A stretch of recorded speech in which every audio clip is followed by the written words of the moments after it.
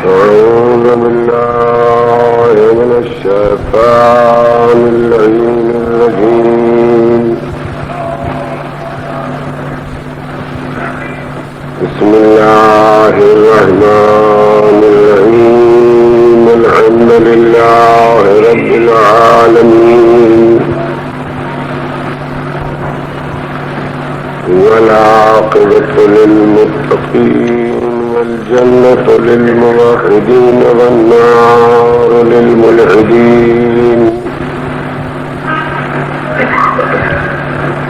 والصلاة والسلام على سيد الأنبياء والمرسلين،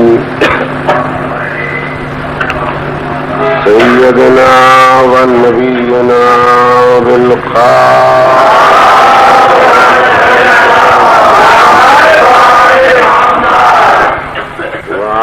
الطيبين الطاهرين المعصومين، واللعنة الدائمة على قاتليهم وغاصبي حقوقهم وأعدائهم إلى يوم الدين. أما بعد، فقد قال الله تبارك وتعالى وهو أصدق القائلين: بسم الله الرحمن الرحيم. هل أتى على الإنسان حين من الدهر لم يكن شيئا مذكورا. صلوات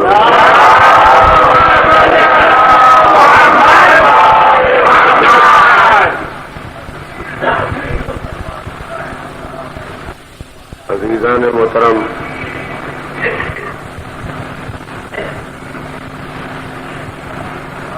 قرآن مجید کے اس فقرے نے انسان کو اپنی ابتدا یاد دلائی ہے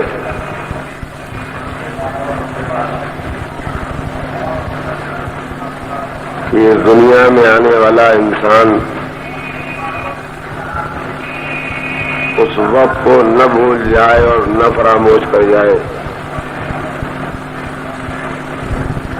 جب یہ دنیا تھی اور تم نہ تھے. اور میں نے آپ کے سامنے کل سلسلے بیان کو جہاں پر چھوڑا تھا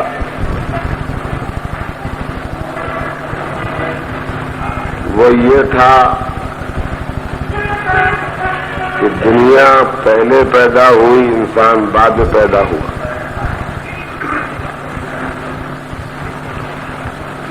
انسانوں میں مرد پہلے پیدا ہوا، عورت بعد میں پیدا ہوئی. اور اس بات کی طرف میں نے خاص طور سے توجہ دلائی تھی کہ عورت کی زندگی کے 4 روپ: بیٹی ہونا، بہن ہونا، ماں ہونا، بیوی ہونا. سب سے پہلی جو عورت پیدا ہوئی ہے وہ ماں بن کے نہیں پیدا ہوئی تھی، بیٹی بن کے نہیں پیدا ہوئی تھی، بہن بن کے نہیں پیدا ہوئی تھی، بلکہ بیوی بن کر کے پیدا ہوئی تھی. تو میں کل ہی کے بیان کیے ہوئے فقرے کو پھر آج کے بیان کا آغاز قرار دینا چاہتا ہوں کہ ایک عورت کے کردار، کریکٹر، معیار زندگی کا طرۂ امتیاز یہ ہونا چاہیے بیوی بن کر کے ثابت کرے. آپ جانتے ہیں کہ میں روزانہ ایک بات کہتا ہوں کہ میں نے اپنی تقریروں کی بنیاد اس پر رکھی ہے کہ سماج جس طرح غلط دھارے پر بہ رہا ہے، لوگ فیشن اور نت نئے فلسفوں سے متاثر ہو کے جس طرح سیلاب میں بہے جا رہے ہیں، ان کو بیٹھے ہوئے خاموشی کے ساتھ دیکھنا ایک جرم ہے، اور جس جرم کی جواب دہی ہمارے ایسے آدمیوں کو اللہ کے سامنے کرنا پڑے، تو صرف اس جواب دہی سے بچنے کے لیے اور اپنے سماج کی بھلائی کے لیے ہمارا اور آپ کا سب کا فریضہ ہو جاتا ہے کہ اپنی طاقت بھر کوشش کرے کہ زمانے کے دھارے پر بہنے کے بجائے ہماری زندگی کی کشتیاں دین کے دریا میں بہنے لگے۔ میں آپ کے سامنے یہ کہنا چاہتا ہوں کہ کل دنیا نے پہچانا ہو یا نہ پہچانا ہو، لیکن آج ہمیں اس بات کے پہچاننے کی ضرورت ہے کہ انسان کی وہ قسم جس کا نام عورت ہے، یہ عورت ایک ایسی طاقت ہے کہ یہ اگر چاہے تو پورے گھر کو دیندار بنا دے، اور یہ اگر چاہے تو پورے گھر کو بے دین بنا دے۔ عورت ایک عظیم طاقت ہے، اگر یہ چاہے تو اپنے پورے گھر کے لیے قلعہ بن سکتی ہے، اور اگر یہ چاہے تو زمانے کے دھارے پر بہ کے گھر کو سیلاب اور طوفان کی نظر کر سکتی ہے۔ تو میری بہنوں ناراض نہ ہو جانا، میں تمہارا بھائی ہو کے تم سے کہتا ہوں کہ تمہاری نگاہیں ان عورتوں پر نہیں ہونا چاہیے جنہیں آج کا زمانہ پیدا کر رہا ہے، بلکہ تمہاری نگاہیں ان عورتوں پر ہونا چاہیے جن کی تاریخ دین میں پیش کی جا رہی ہے۔ کیا ضرورت ہے کہ ہم نئے زمانے کی عورتوں کو اپنے سامنے آئیڈیل لیڈی بنا کے ان کے پیچھے چلنے کی کوشش کریں؟ کیا ہمارے سامنے زینب موجود نہیں؟ کیا ہمارے سامنے ام کلثوم موجود نہیں؟ کیا ہمارے سامنے رباب موجود نہیں ہے؟ کیا ہمارے سامنے عباس کی ماں ام البنین موجود نہیں ہے؟ کیا ہمارے سامنے مسلم بن عقیل کی بیوی رقیہ موجود نہیں ہے؟ کیا ہمارے سامنے معصوم کونین فاطمہ زہرا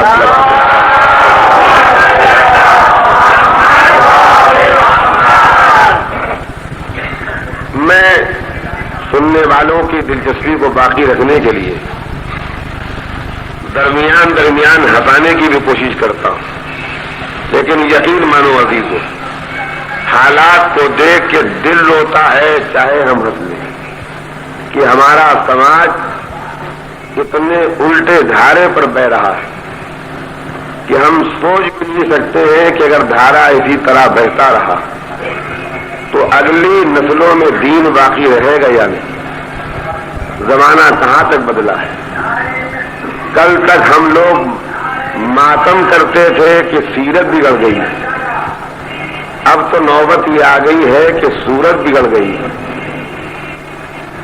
اس جگہ چند آدمی تھے، آپ کا مزاج بھی برقرار رہے، میرا بیان بھی برقرار رہے، سلوات بھیج دیں محمد۔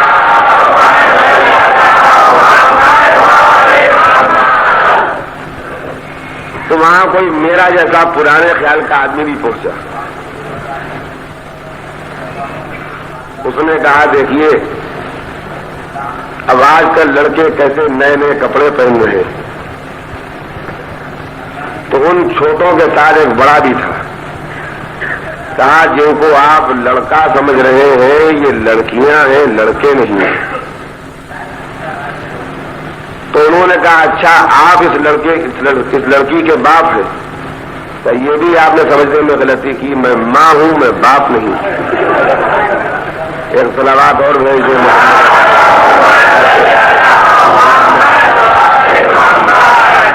ذرا سوچنے کی کوشش کیجیے، رازق اللہ ہے، اس نے جس کی جو روزی معین کی ہے وہ روزی بہرحال مل کر رہنے والی ہے۔ ہم نے لڑکیوں کو تعلیم دلا کے مقصد یہ قرار دیا ہے کہ شوہر بھی روزی کمائے اور بیوی بھی روزی کمائے، یعنی اللہ کی رزاقیت کل تک طاقتور تھی اب کمزور ہو گئی کہ وہ ایک فیملی کا خرچ شوہر کے ذریعے نہیں پہنچا سکتا ہے جب تک کہ بیوی نہ شریک ہو۔ ذرا ٹھہریے، زمانہ تو بہ رہا ہے اور اس بہتے ہوئے دھارے پر ہم بھی بہ رہے ہیں، لیکن سوچنے کی بات یہ ہے کہ نتائج کیا نکل رہے ہیں۔ اب دفتر شوہر بھی جا رہا ہے، دفتر بیوی بھی جا رہی ہے، اب یہ پلنے والے بچے جو ہیں ان کو کون پالے گا؟ اچھا ابھی بے پڑھی لکھی نانیاں موجود ہیں جو پال رہی ہیں، لیکن جب یہ آج کی پڑھی لکھی عورتیں جو ہیں یہ نانی بنیں گی تو انہوں نے جب ماں ہو کے نہیں پالا ہے تو نانی ہو کے کیا پالے گی؟ تو ایک مسئلہ ہے، پوری قوم کے لیے مسئلہ ہے کہ آخر یہ جو اولادیں پیدا ہو رہی ہیں ان کی پرورش کہاں ہوگی؟ ان کا ہم نے بہت سے راستے نکال لیے، ہاسٹل میں داخل کر دیں گے، آیا رکھ لیں گے، لیکن یاد رکھیے گا آپ ہاسٹل میں داخل کر کے بچوں کو پلوا لیجئے، آیا رکھ کے بچوں کو پلوا لیجئے، لیکن جب تمہارا بڑھاپا آئے گا اور ان بچوں کی جوانی آئے گی تو انہیں یہ یاد رہے گا کہ انہوں نے ماں بن کے باپ بن کے ہمیں نہیں پالا تھا، ہمیں نوکروں میں پلوایا تھا۔ تو اگر بڑا خیال کریں گے تو بڑھاپے میں نوکری رکھ دیں گے، خدمت نہیں کریں گے۔ جو بچپنے میں ماں باپ سے محبت نہ پا سکے گی اولاد، وہ بڑے ہونے کے بعد کیسے ماں باپ کی خدمت کر سکے گی؟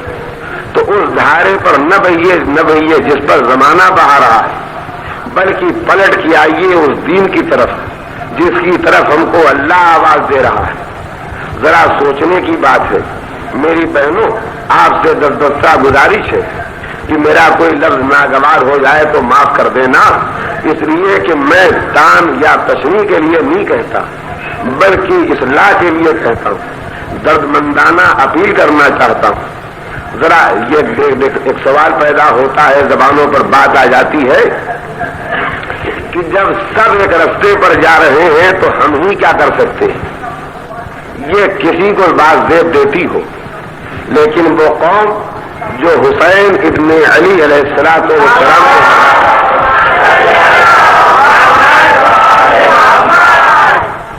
اس حسینی قوم کو یہ بات زیب پانے میں تو یزیدیت کا دھارا بہ رہا تھا، تو حسین نے دھارے میں بہنا نہیں گوارا کیا بلکہ 72 شہیدوں کا بند بنا کے یزیدیت کے سیلاب کو روک دیا۔ تو اگر ہم حسینی ہیں تو ہم کو حسین کے کردار کی طرف پلٹ کے آنا چاہیے، زمانے کے دھارے کی طرف بہ کے نہیں جانا چاہیے۔ میری بہنوں برا نہ ماننا، اب اتنا بدل گیا ہے ہمارا ذہن، میں زندگی کے تجربات رکھتا ہوں اس لیے سنا رہا ہوں کہ شریعت نے جن چیزوں کو حرام قرار دیا تھا، شریعت نے جن چیزوں کو کی اجازت نہیں دی تھی، آج ان کاموں پر اگر کسی کو ٹوکا جاتا ہے تو اس کا مزاج بگڑ جاتا ہے۔ آپ سنیں یا نہ سنیں یہ آپ کو اختیار ہے، لیکن میں جب تک آپ مجھے سنانے کا موقع دیں گے میں اپنی جیسی سناؤں گا، آپ کی جیسی نہیں سناؤں گا، اس لیے کہ مجھے آپ کی مدد نہیں چاہیے، مجھے تو اس کی مدد چاہیے جس کے در سے بھیک مانگ کے مجھے یہ عزت حاصل ہوئی۔ اب میں آپ کے سامنے گزارش یہ کرنا چاہتا ہوں، یہ صلوات بھیج دیں محمد، ایک درود اور بھیجے محمد۔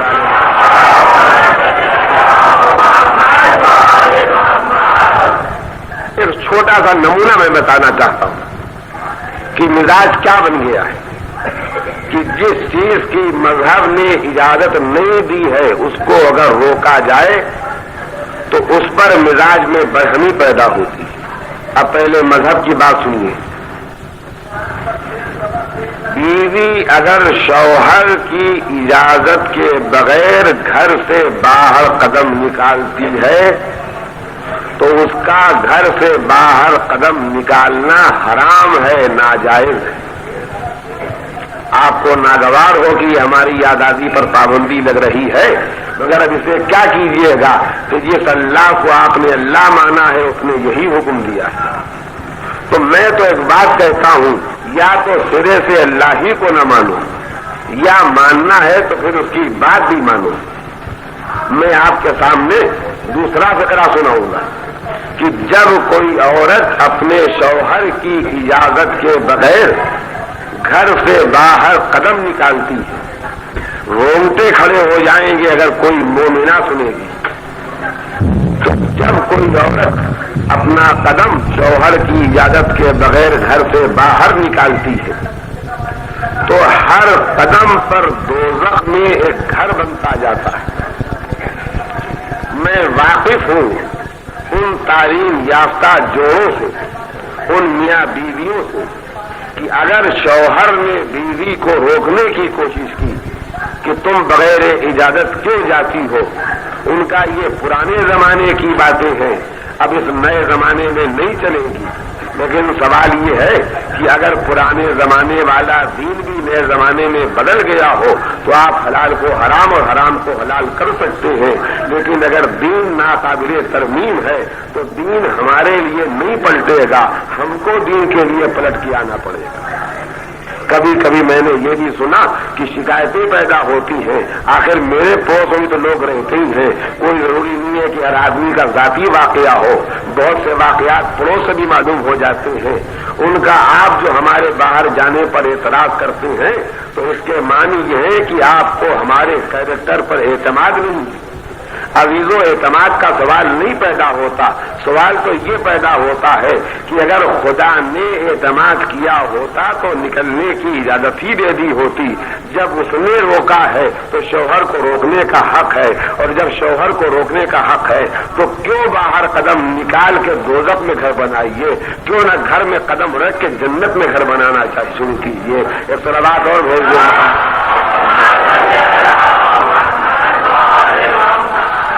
میں آج آپ کے سامنے کچھ تذکروں کو مکمل کرنا چاہتا ہوں، اس لیے کہ کل سے میں ایک ایسے سلسلے کلام کو انشاءاللہ پیش کروں گا جو اس سال کی میری محنت کا نتیجہ ہے، اور اس لیے پیش کروں گا کہ آج کے زمانے میں بھی ہم جس مذہب کو مانتے ہیں اس مذہب کی سچائی کو ہر کسوٹی اور ہر معیار پر پیش کرنے کا ہمارے پاس سامان موجود ہے۔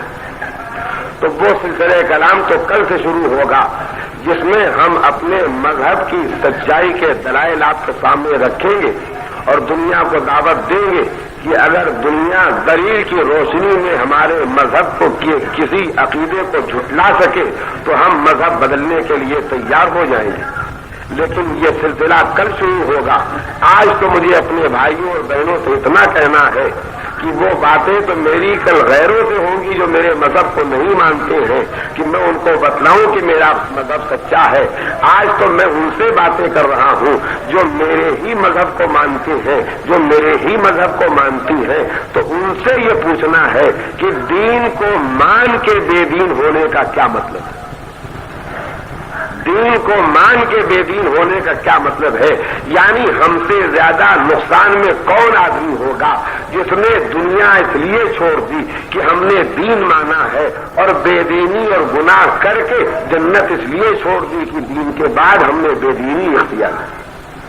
آج ہم پوچھتے ہیں مرنے کے بعد جنت اور دوزخ پر یقین ہے؟ کامولی صاحب بے شک یقین ہے، بچے کو یقین ہے، یہ بھی کوئی پوچھنے کی بات ہے؟ ہم نے کہا تو پھر مرنے کے بعد جانے کا ارادہ کہاں کا ہے؟ کہ سوائے جنت کے اور کہاں جائیں گے؟ جنت ہی جانا چاہتے ہیں۔ ہم نے پوچھا جنت بھی جانا چاہتے ہیں یا جنت ہی جانا چاہتے ہیں؟ کہ بھی کا سوال نہیں، جنت ہی جانا چاہتے ہیں۔ ہم نے کہا بھی نہیں، یعنی کچھ دن دوزخ میں رہے اور پھر جنت میں جائیں، تو یہ تو دوزخ میں بھی گئے اور جنت میں بھی گئے، تو بھی کا سوال نہیں ہے، ہم تو جنت ہی میں جانا چاہتے ہیں۔ تو میں نے کہا اور نماز پڑھنے کے بارے میں کیا خیال ہے؟ کہا ابھی تک تو موقع نہیں ملا ہے پڑھنے کا۔ آپ یقین مانیے مجھے 30 سال 40 سال کے صاحبان اولاد اثنا عشری شیعہ ملے ہیں، اور جب میں نے ان سے پوچھا ہے تو ان کو نماز یاد نہیں نکلی۔ میرا مجمع مجھ سے کہہ سکتا ہے کہ تم نے اس سال مجلسوں میں بڑی تلخی پیدا کر دی ہے۔ میرے بھائی نے مجھ سے شکایت کی جب آپ بیٹھتے ہیں لے کے بیٹھ جاتے ہیں روزہ اور نماز، تو میں نے ان سے گزارش کی آپ سب نمازی بن جائیے، سب روزے دار بن جائیے، میری زبان اپنے آپ بند ہو جائے گی۔ یہ تو جب تک آپ بے نمازی رہیں گے تب تک مجھے نماز کے لیے کہنا پڑے گا، جب تک آپ بے روزہ دار رہیں گے تب تک مجھے روزے کے لیے کہنا پڑے گا، جب تک آپ دینداری سے نہیں برتیں گے تب تک مجھے دین کے لیے کہنا پڑے گا۔ تو ہم نے پوچھا نماز کا، نماز تو خیر نہیں پڑھتے، ارادہ کہاں جانے کا ہے؟ جنت۔ ہم نے کہا اس سال تو 30 روزے رکھے ہوں گے۔ روزہ مول صاحب نماز تو آسان ہے، روزہ تو بہت مشکل ہے، اور ہم سمجھ گئے کہ جب آسان نہیں پڑھی جاتی ہے تو مشکل کہاں سے رکھا جائے۔ تو نہ نماز پڑھیں گے، نہ روزہ رکھیں گے، نہ کھانے پینے میں یہ دیکھیں گے کہ حلال کیا ہے حرام کیا ہے، نہ کمانے میں یہ دیکھیں گے کہ حلال کیا ہے حرام کیا ہے، نہ خرچ کرنے میں یہ دیکھیں گے کہ حرام کیا ہے حلال کیا ہے۔ میں نے آپ کے سامنے ایک دن کہا تھا نا کہ ایک بچے نے مجھ سے حیرت سے پوچھا کہ واقعی مولوی صاحب آپ نے آج تک سنیما دیکھا ہی نہیں؟ یعنی اس کی سمجھ میں ایسا آدمی ہی نہیں آ سکتا تھا جس نے سنیما نہ دیکھا ہو۔ اور جب میں نے کہا کہ میں نے نئی سنیما دیکھا ہے تو مجھے اب بھی شبہ ہے کہ اس نے مجھے آدمی مانا بھی کہ نہیں مانا۔ تو ذرا سوچئے، حلال و حرام سے، نجس اور پاک سے، واجب اور حرام سے ہم کتنے ناواقف ہو گئے ہیں کہ ہمارے پاس صرف دین باقی ہے۔ برا نہ مانیے گا، میں تلخی آج ہی ختم کر دینا چاہتا ہوں، کل سے تو میں دوسرا سلسلہ کلام شروع کروں گا، لیکن آج مجھے اتنا اور کہنے دیجیے کہ اگر 100 آدمی لائن سے بٹھا کے ان سے کلمہ پڑھوایا جائے تو میں آپ کو یقین دلاتا ہوں 95 آدمی صحیح کلمہ نہیں پڑھ سکیں گے۔ وہ 95 آدمی جن میں سے ہر ایک آدمی کو 95 فلمی گانے یاد ہوں گے، انہیں کلمہ صحیح یاد نہیں ہوگا۔ یہ کیوں ہے؟ یہ اس لیے ہے، خطا بچوں کی ضرور ہے، لیکن بچوں سے زیادہ خطا ماں باپ کی ہے، ماں باپ سے زیادہ خطا بزرگوں کی ہے۔ ہم نے سماج کو غلط دھارے پر بیٹھے دیکھ کر کے جو خاموشی اختیار کی ہے یہ اس کا نتیجہ ہے۔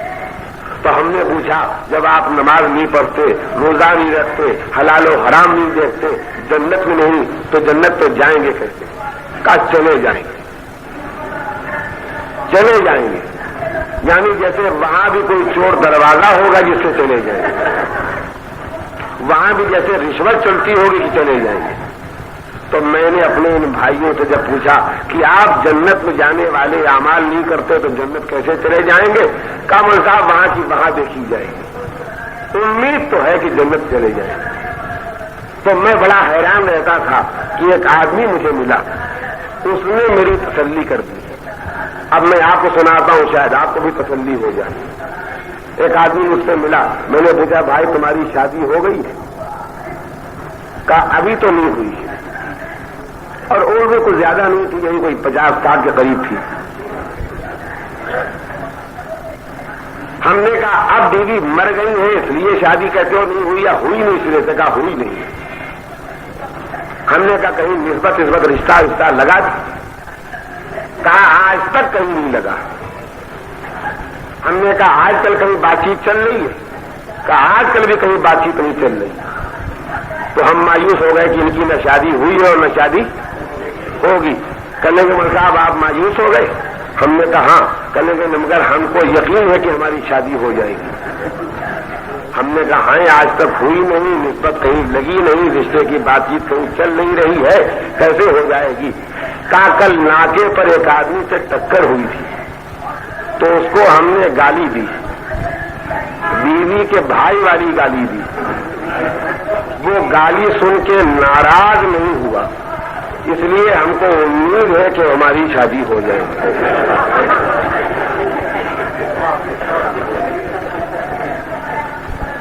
جو آدمی ٹکرایا تھا اس کو ہم نے بیوی کے بھائی والی گالی دی اور وہ ناراض نہیں ہوا، لہذا امید ہے کہ کہیں ہماری شادی۔ اور یہ خبر نہیں ہے کہ جس سے ٹکر ہوئی تھی اس کے بہن بھی ہے کہ نہیں۔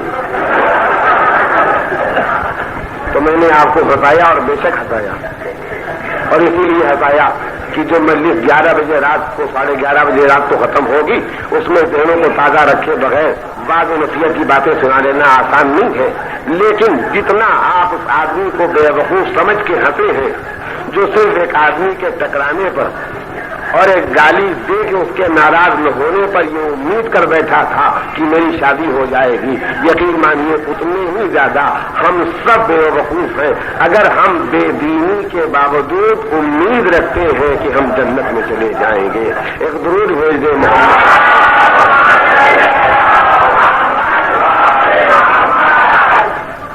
تو عزیزان محترم، میں اپنے سلسلے کلام کو اپنی بہنوں کے سلسلے میں مکمل کرنا چاہتا ہوں کہ گھبرائے ہوئے آدم کو جس نے تسکین بخشی اس کا نام تھا حوا۔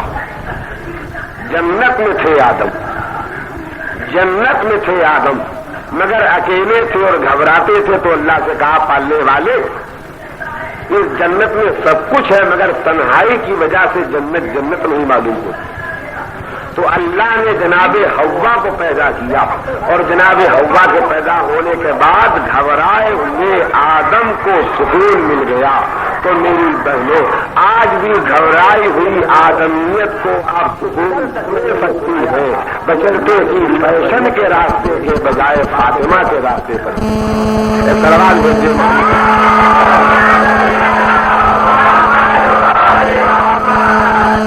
اور اب سے آگے بڑھ کے یہ کہنا ہے پہلے پیدا کی اور انسان کو بعد میں پیدا کیا۔ انسانوں میں سب سے پہلے مرد پیدا ہوا اور پھر عورت پیدا ہوئی اور پھر نسل انسانیت اتنی بڑی ہے جو آج ہمارے اور آپ کے سامنے موجود ہے۔ اب میں سارے بیان کو سمیٹ کے ایک بات کہنا چاہتا ہوں۔ ذرا سوچئے سورج اللہ نے کس لیے پیدا کیا؟ کا انسان کے فائدے کے لیے۔ زمین کس کے لیے پیدا کی؟ انسان کے فائدے کے لیے۔ ہوا کس کے لیے پیدا کی؟ انسان کے فائدے کے لیے۔ تو جو کچھ اللہ نے کیا کائنات پیدا کر کے وہ کس کے لیے کیا؟ انسان کے فائدے کے لیے کیا۔ اب انسان کا فائدہ قائم ہے وہ بھی تو سوال پیدا ہوتا ہے۔ یعنی ہم نے بڑی خوشی کے ساتھ سن لیا کہ ہر چیز ہمارے لیے پیدا ہوئی، تو اب یہ بھی تو مسئلہ ہے کہ ہم کس کے لیے پیدا ہوئے۔ میں آپ کے سامنے ایک بات کہتا ہوں، تھوڑی دیر توجہ دے، سامنے کی بات ہے کہ کائنات کی ہر چیز ہمیں ہماری ہدایت کرتی ہے کہ اے انسان اگر تو کافر نہیں ہے، نعمت کا کفران نہیں کرتا ہے، ناشکری نہیں کرتا ہے، تو تجھے ہر نعمت کو دیکھ کے اپنے اللہ کے سامنے سجدے شکر کرنا چاہیے۔ میں دو چھوٹی چھوٹی باتیں سناتا ہوں میرے بھائیوں میری بہنوں، سنو اور مل جل کے صلوات بھیج دیں محمد۔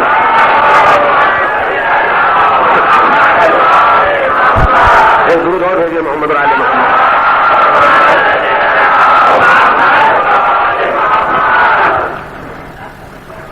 پہلے کائنات کی مثال سن لیجیے اور پھر خود انسان کی مثال سن لیجیے، اس نمونے کے لیے کہ کائنات کی ہر چیز انسان کی رہبری کرتی ہے کہ مالک کے سامنے جھکو، اس کا حکم مانو۔ ایک میری طاقت ہے، ایک انسان کی طاقت ہے اور ایک جانور کی طاقت ہے۔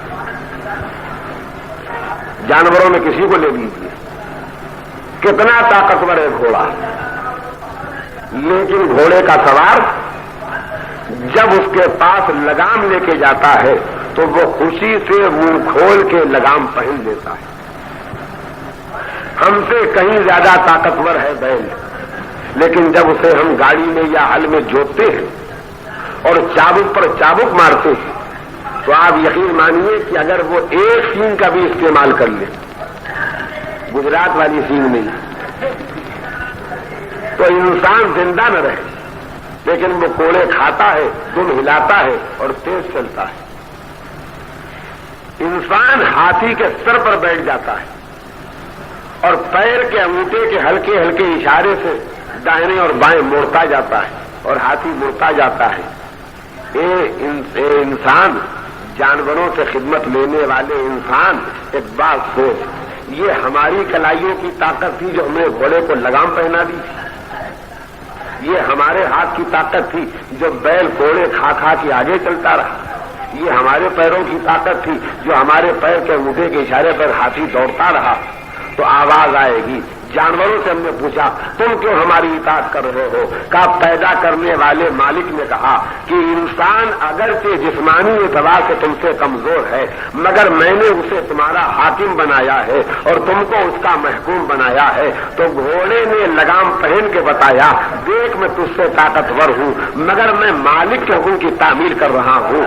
بیل نے کوڑے کھا کے تیز چل کے بتایا دیکھ میں تجھ سے طاقتور ہوں مگر میں مالک کا حکم مان رہا ہوں. ہاتھی نے چل کر کے بتایا میں تم کو رون سکتا ہوں لیکن میں اپنے مالک کو مان رہا ہوں. تو جب جانوروں نے انسان کی اطاعت کی تو جانوروں نے آواز دی ہم جانور ہو کے مالک کی بات مان رہے ہیں. یہ انسان تو کیسا انسان ہے جو انسان ہو کر ہی مالک کی بات نہیں مان رہا ہے. ایک سرواز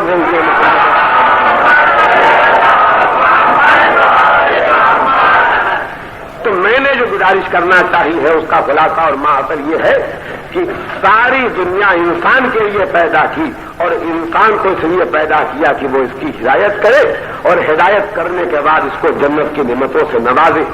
تو کائنات کی ہر چیز ہے جو انسان کی رہبری کر رہی ہے.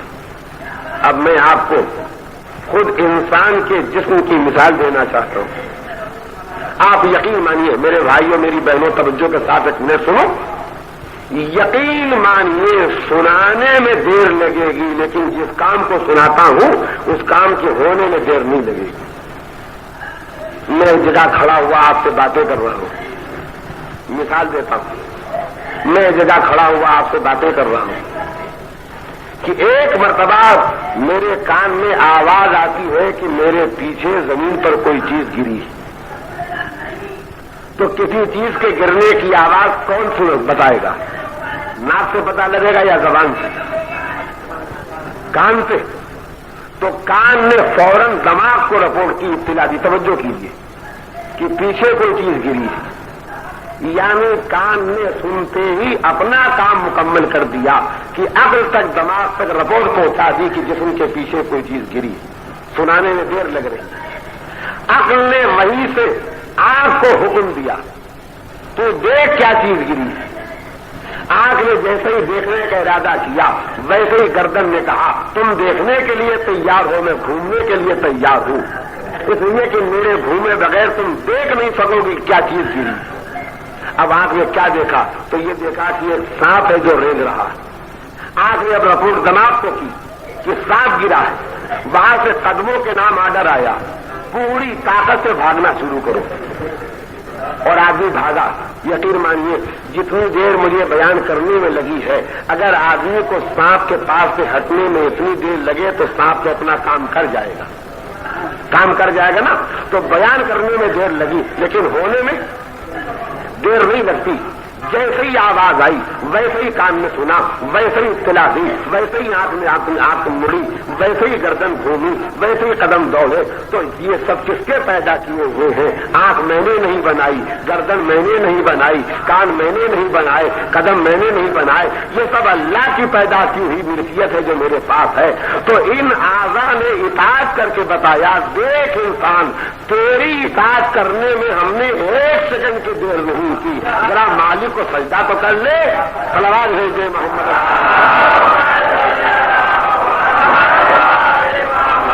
ایک درود اور بھیجیے محمد.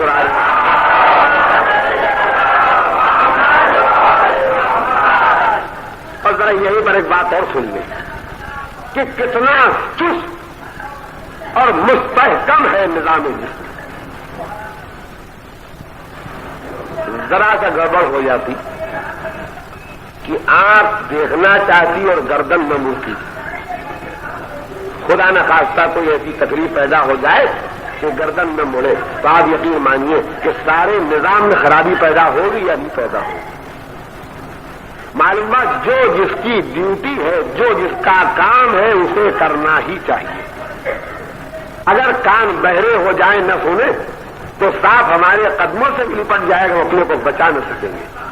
تو معلوم ہوا اس جسم کے اندر اللہ نے جس حصے کے ذمے جو کام رکھا ہے اس کا یہ فریضہ ہے کہ وہ اپنی ڈیوٹی انجام دے. اگر ایک اپنی ڈیوٹی انجام نہیں دے گا تو بقیہ ڈیوٹی انجام دینے والے بھی ناقص اور ناکارہ ہو جائیں گے. بس عزیزوں اسی طرح یاد رکھو کہ سماج میں کچھ عالم ہیں، کچھ جاہل ہیں، کچھ غریب ہیں، کچھ دولت مند ہیں، کچھ مرد ہیں، کچھ عورت ہیں، کچھ اولاد ہیں، کچھ والدین ہیں، کچھ بھائی ہیں، کچھ بہنیں ہیں. تو سب کی جو ڈیوٹی ہے سب جب کرو گے تب سماج میں سیدھا راستہ پیدا ہوگا. اور کوئی ایک بھی اپنا کام چھوڑ دے گا تو وہیں سے نظام میں خلل پیدا ہو جائے گا. ایک صلوات اور بھیجو.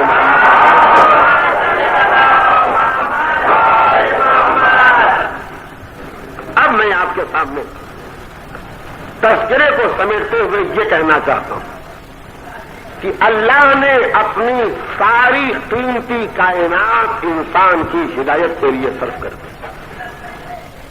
ساری دنیا کو انسان کے لیے پیدا کیا اور انسان کو جنت کی نعمتوں سے بہرہ ہونے کے لیے پیدا کیا اور جنت تک لے جانے کے لیے اللہ نے اپنی پوری کائنات کی سب سے بہتر مخلوق کی پوری تعداد خرچ کر دی. اس لیے کہ امتوں سے نبی بہتر، نبیوں سے رسول بہتر، رسولوں سے صاحب کتاب و صاحب شریعت نبی بہتر، اور سب میں بہتر حضور سرور کائنات جناب محمد.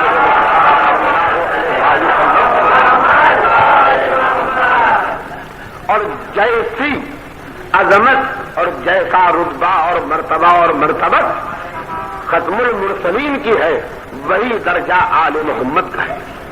اب میں آپ سے یہ پوچھنا چاہتا ہوں، آدم کی زندگی کاہے میں خرچ ہوئی؟ انسانی ہدایت کی راہ میں خرچ ہوئی.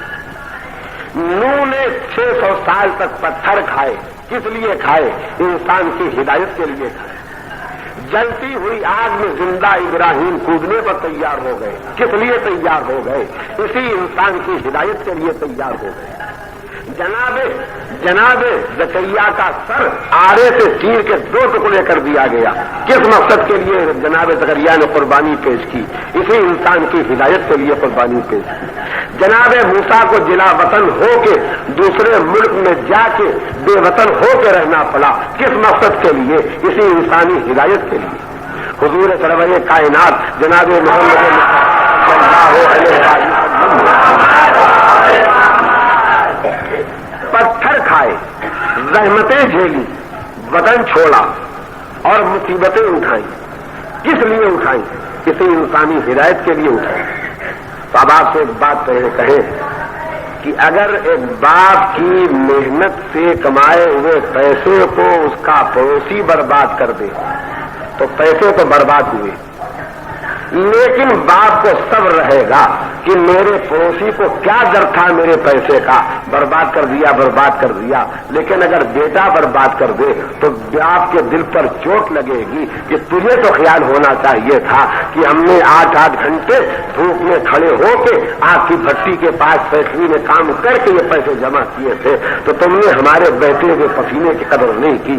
تو عزیزان محترم، جنہوں نے اللہ کو مانا نہیں ہے، جنہوں نے انبیاء کو مانا نہیں ہے، جنہوں نے اماموں کو مانا نہیں ہے، اگر ان کی نگاہ میں ان کی ہدایت کی خدمت کرنے کی کوئی قیمت نہیں ہے تو کم سے کم ہم جو کلمہ وہ ہیں، ہم جو کلمہ پڑھنے والے ہیں، ہم جو نبی رہنے بیت کے ماننے والے ہیں، ہم سے یہ نبی پوچھ سکتے ہیں، ہم سے یہ علی پوچھ سکتے ہیں، ہم سے یہ آل محمد پوچھ سکتے ہیں کہ ہم نے اپنا سارا ذخیرہ انسانی ہدایت پر صرف کر دیا تھا، یہ تم نے ہماری قیمت کیوں نہیں پہچانی. میں آج جذبات میں ڈوب کے اپنے بھائیوں اور اپنی بہنوں سے اپیل کرنا چاہوں گا کہ اگر ہم نے آج دین اختیار کر کے اپنے کو دیندار نہ بنایا، آج ہم نے ماں باپ بن کے اپنے بچوں کو دینی تعلیم نہیں دی، ہم نے آج اپنے محلوں کو سدھار کے دین کا پابند نہیں بنایا، تو کیا عجب ہے کہ کل میدان محشر میں ننھی سی محسن کی لاش لے کے فاطمہ زہرا اپنی ٹوٹی ہوئی پسلیاں لے کے کھڑی ہو یہ پوچھنے کے لیے کہ کیوں میری کنیزوں، کیوں میرے غلاموں، تمہیں یاد نہیں رہا کہ میرا دروازہ کس لیے جلایا گیا تھا؟ تمہیں یہ خیال نہ رہا کہ میرے گھر میں یہ محسن کی ننھی سی لاش کس لیے آئی تھی؟ جلتا دروازہ مجھ پر گرایا گیا، میں زمین پر گری، وہ جو بچہ میرے پیٹ میں تھا وہ پیٹ میں شہید ہو گیا، لیکن میں نے یہ زحمتیں کس لیے جھیلی تھی؟ تمہاری ہدایت کے لیے جھیلی۔ تو جب میری بہنوں شہزادی ہم سے پوچھیں گی کہ تم نے ہماری قربانیوں کی قیمت کیوں نہیں پہچانی، تو ہم انہیں کیا جواب دے سکیں گے؟ لہذا میں آپ کو ایک لفظ کہنا چاہتا ہوں کہ جن کے دلوں میں نبی اور اولاد نبی کی محبت نہیں ہے وہ ہدایت کی قیمت نہ پہچانے، مگر ہم عزاداروں کو، ہم غم مظلوم کربلا کرنے والوں کو آل محمد کی ہدایت کی قربانیوں کی قیمت پہچاننا چاہیے۔ اور اب میں سلسلہ کلام کو آگے بڑھا کے ایک جملہ کہنا چاہتا ہوں کہ آج زمانے کی سب سے بڑی ضرورت ہے کہ ہم اپنے بچوں کو ساری باتوں کے بتانے سے پہلے دین کی تعلیم دے دیں، ورنہ کیا عجب ہے کہ کل میدان محشر میں گود میں لیے ہوئے اغور کی لاش کھڑی رباب ملے، اس طرح کھڑی رباب ملے کہ ان کی انگلی پکڑے ہوئے سکینہ، اغور کا گلا چھدا ہوگا، سکینہ کے چہرے پر تماچے کا نشان ہوگا۔ تو ہو سکتا ہے کہ ہماری بی رباب ہم سے، ہماری بہنوں سے، ہمارے بھائیوں سے سوال کرے کہ میں نے جس دین کو بچانے کے لیے اپنے علی اصغر کو قربان کر دیا تھا، اس دین کی تعلیم تم نے اپنے بچوں کو کیوں نہ دلائی؟ ہو سکتا ہے کہ اجڑی گود والی رباب یہ فریاد کرے کہ جس دین پر میری بچی قید خانے شام میں عالم غربت میں انتقال کر گئی تھی، تم نے اس دین کو اپنی بیٹیوں تک کیوں نہیں پہنچایا؟ میری بہنوں تمہیں مبارک ہو، زندگی کی ترقیاں مبارک ہو، تمہیں اعلیٰ تعلیم مبارک ہو، مگر ذرا سا زمانے کے بیٹھے ہوئے دھارے میں رہ کے اتنا سوچو کہ کچھ رباب کا بھی حق ہم پر ہے یا نہیں، کچھ تماچے کھانے والی سکینہ کا حق بھی ہم پر ہے یا نہیں، خون اگلنے والے علی اصغر کا بھی کوئی حق ہم پر ہے یا نہیں۔ میں نے کل بھی کہا تھا اور آج بھی کہتا ہوں، دنیا میں کوئی نہ تھا جس میں اتنی طاقت ہوتی کہ وہ حسین سے ان کا دین چھین لیتا۔ اگر حسین چاہتے تو 6 مہینے کی مدت میں اپنے قافلے کو، ایک عزیز کو، ایک بچے، عورت اور مرد کو لے کے یزید کی حکومت کی سرحد سے باہر چلے جاتے، لیکن حسین نے رہنا گوارا کیا، اسی یزید کی حکومت کی سرحد میں رہنا گوارا کیا، کربلا میں اترنا گوارا کیا، پانی کا بند ہونا گوارا کیا، پیاسے بچوں کی آواز لطش کا سننا گوارا کیا، اور یہ سب کچھ لیے گوارا کیا، صرف اس لیے گوارا کیا کہ یزیدیت کا سیلاب روک دیا جائے، تاکہ آنے والی قوم جب پیدا ہو اور آنے والی قوم جب سامنے آئے تو اس کے سامنے ہماری قربانیاں ہو، اور ہماری قربانیوں کو یاد کر کے ہمارے چاہنے والے خود دین کے قریب آ جائیں، اپنی اولادوں کو دیندار بنا دیں۔ بس میری بہنوں تمہیں رباب کی بے کسی کا واسطہ کہ اپنی اولاد کو دیندار بناؤ، میرے بھائیوں تمہیں حسین کی قربانیوں کا واسطہ کہ اپنی اولادوں کو دیندار بناؤ۔ بس ختم کر دی میں نے بات، بہت پوچھنے والے ہوں گے میدان محشر میں، کبھی فاطمہ پوچھیں گی محسن کی لاش کو گود میں لے کے، اور کبھی رباب پوچھیں گی علی اصغر کی لاش کو گود میں لے کر کے۔ اور میں آج ایک اور ماں یاد دلانا چاہتا ہوں، اس ماں کا نام ہے ام حروہ۔ اس ماں کے بیٹے کا نام ہے قاسم ابن حسن۔ قاسم ابن حسن، ام فروہ نے قاسم ابن حسن کو کیوں قربان کیا؟ دین بچانے کے لیے قربان کیا۔ جب دین بچانے کے لیے قربان کیا تو میں مجلس کو منزل مصائب تک لاتے ایک مرتبہ پھر پلٹ کے شہادت قاسم کا واسطہ دے کے اپنے بھائیوں اور اپنی بہنوں سے کہنا چاہتا ہوں کہ تم کو قاسم کی بیوہ ماں کی محبت کا واسطہ کہ دیندار بنو اور اولاد کو دیندار بناؤ، تاکہ قاسم کا خون ضائع نہ جانے پائے، قاسم کی قربانی ضائع نہ ہونے پائے، قاسم کی شہادت ضائع نہ ہونے پائے۔ اجرکم اللہ، اجرکم اللہ۔ میرے سامنے نوجوان ہی بیٹھے ہیں اور آج نوجوان زیادہ بے قرار ہیں، کیوں؟ اس لیے کہ آج ایک نوجوان کی ماتم کی رات ہے۔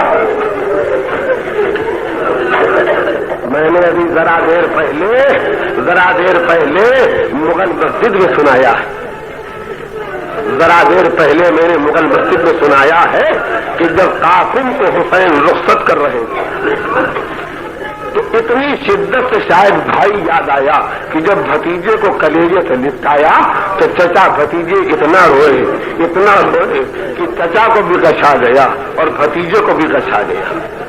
میں نے مغل مسجد میں مجلس کو یہاں پر روک دیا تھا کہ زینب نے اور عباس نے ایک گچ آنے والے کے سر کو اپنی گود میں لے لیا اور آنکھوں کے جو آنسو ٹپکے تو حسین نے بھی آنکھیں کھول دی اور قاسم نے بھی آنکھیں کھول دی۔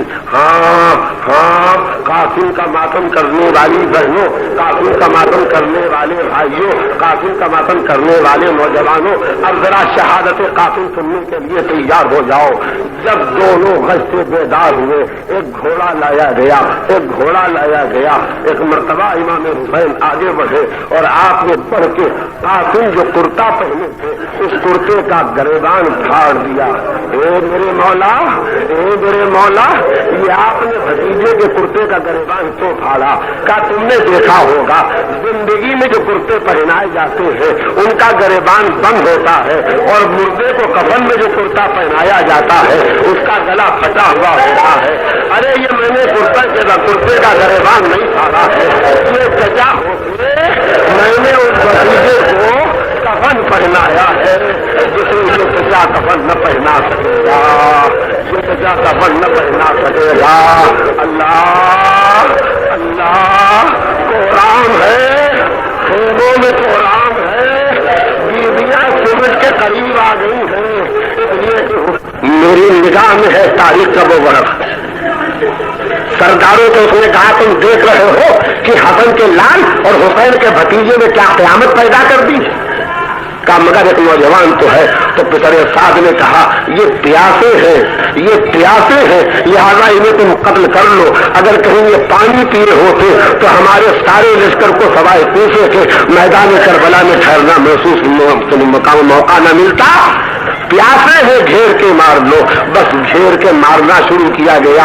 اس طرح ایک تلوار ظالم کی، بس آخری جو پکڑے میرے بھائیوں میری بہنوں، ظالم کی ایک تلوار اس طرح سرے اقدس قاسم پر لگی کہ جب تلوار باہر نکلی خون کا فوارہ اگلا اور مجھے مسجد کوفہ میں علی کے سر کا زخمی ہونا یاد آ گیا۔ ایک مرتبہ گھوڑے سے زمین پر گرے، انا للہ وَإِنَّا إِلَيْهِ رَاجِعُونَ کہتے ہوئے زمین پر تشریف لانے کے بعد آواز دی، چچا میری خبر لیجیے۔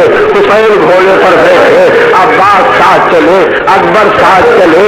ایک مرتبہ شام کے لشکر میں غر ہوا حسین کو قاسم تک نہ آنے دو، تو جب لشکر نے راستہ روکا حیدر کرار کے لال کو جوش آیا، آسینے کو ہوئے پتل کی نیام سے تلوار نکالی، کہا ایک تو میرے بیٹے کو مار ڈالا اور تم مجھے قاسم تک جانے نہیں دیتے ہو۔ لشکر نے بھاگنا شروع کیا، حسین قریب ہوتے جا رہے ہیں، مگر ہائے لشکر جدھر سے بھاگا ادھر زمین پر قاسم پڑے ہوئے تھے، کچھ دوڑتے ہوئے سواروں کے گھوڑے قاسم پر سے گزر گئے۔ ارے زندگی میں قاسم پامال ہو گئے۔ جب کبھی گھوڑا گزرتا تھا تو ایک مرتبہ پکارتے تھے، یا اماں ہائے چچا گرتے بڑھتے حسین کو اے میرے لال چچا تیرے سرحانے آ گیا، جب تو نے گزارا تیری مدد نہ کر سکا، اب جب پہنچا ہوں تو تیرے لیے مدد کی ضرورت نہ رہ گئی، اپنے کو گرا دیا۔ ہائے میرے بھائی کی نشانی، ارے قاسم انا للہ و انا الیہ راجعون۔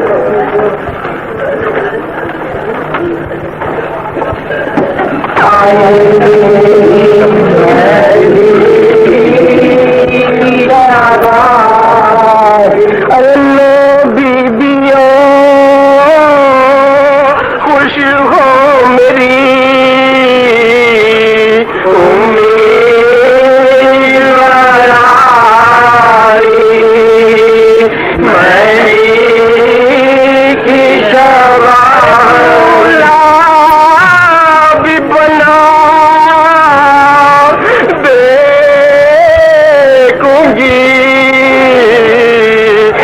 سے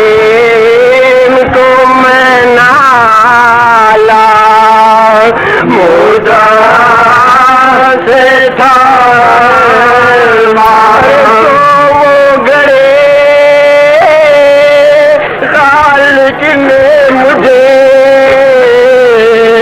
آج دکھائی مہندی کی شبائی بیدان وہ پانی کروں کیا شادی کا سا